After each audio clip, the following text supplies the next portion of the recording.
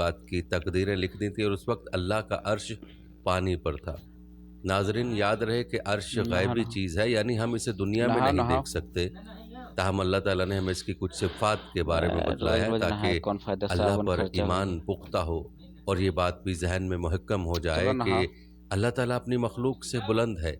रिवायत बताती हैं कि अर्श इलाही पूरे जहान पर कुबे की तरह है।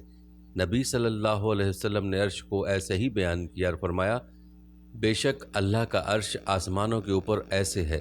आप सल्लल्लाहु अलैहि वसल्लम ने अपनी उंगलियों के साथ कुबे की तरह इशारा फरमाया।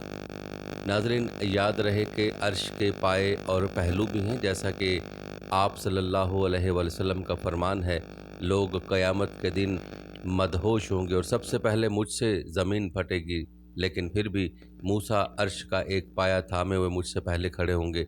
अब मालूम नहीं कि वो भी मदहोश हुए थे या पहले दुनिया में तजल्ली के वक्त आने वाली बेहोशी की वजह से हिसाब बराबर हो गया।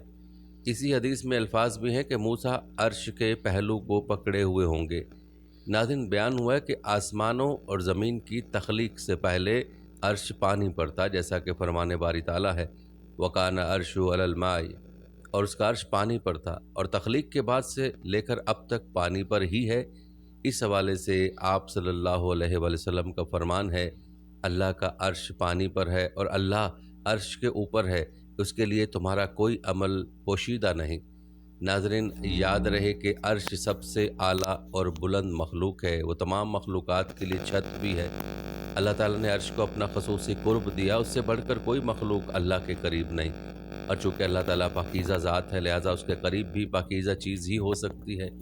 अल्लाह ताला ने अर्श को पैदा फरमाकर उसे अपनी तमाम मखलूक़ात से इम्तियाज़ी बुलंदी अता फरमाई है। इब्न से नीचे हैं, सब की सब अल्लाह ताला के इख्तियार, कुदरत और इल्म में घिरी हुई हैं। अल्लाह ताला के तख़मीने हर चीज़ पर दुरुस्त साबित होते हैं और वो हर चीज़ का कारसाज है। नाज़रीन, ये बात भी याद रखने की है कि अल्लाह ताला ने आसमान को बुज़ुर्गी से मौसूफ़ फरमाया, जैसा कि इरशाद है, ज़ुल अर्शिल मजीद, वो बुज़ुर्गी वाले अर्श का मालिक है। नाज़रीन, अर्श की बुज़ुर्गी का मतलब यह है कि यह अर्श बहुत बड़ा है, उसकी शान बहुत आला है, बहुत ही मुअज़्ज़ज़ है, उसमें बहुत सी खूबियाँ हैं, मखलूक़ात में उससे बढ़कर कोई नहीं। उसका मंज़र और शक्ल सूरत इंतहाई लुभाने वाली है, जैसा कि फरमान बारी ताला है, फ़तआलल्लाहुल मलिकुल हक़ ला इलाहा इल्ला हुवर रब्बुल अर्शिल करीम। बस बहुत बुलंद है अल्लाह, वो सच्चा बादशाह है, उसके सिवा कोई माबूद नहीं, इज़्ज़त वाले अर्श का परवरदिगार है। नाज़रीन, याद रखें, अर्श सबसे वज़नी मखलूक है। रिवायत है कि एक बार नबी सल्लल्लाहु अलैहि वसल्लम सैयदा जवेरिया रज़ियल्लाहु अन्हा के पास से सुबह सवेरे फजर की नमाज के वक्त गुज़रे तो सैयदा जवेरिया अपनी नमाज की जगह बैठी थी।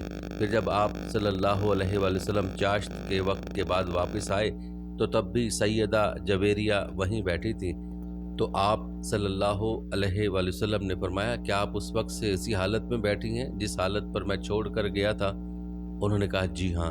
तो नबी सल्लल्लाहु अलैहि वसल्लम ने फरमाया, मैंने तुम्हारे बाद 4 जुमले 3 बार कहे हैं, अगर उन्हें अब तक के तुम्हारे किए हुए अज़कार से तोला जाए तो मेरे जुमले तुम्हारे अज़कार से वज़नी हो जाएंगे। वो 4 कलमे ये हैं, सुबहानल्लाहि व बिहम्दिही आददा खल्क़िही व रिज़ा नफ्सिही व ज़िनत अर्शिही व मिदाद कलिमातिही। शेखुल इस्लाम इब्न तैमिया रहमुल्लाह कहते हैं, इससे बात याद रहे कि अर्श के सामने अज़मत वाली कुर्सी है और उसी के बारे में अल्लाह ताला ने फरमाया, वसिया कुर्सियुस समावाति वल अर्ज़, उसकी कुर्सी आसमानों और ज़मीन से बड़ी है। फरमाते हैं कि कुर्सी अर्श का जीना है।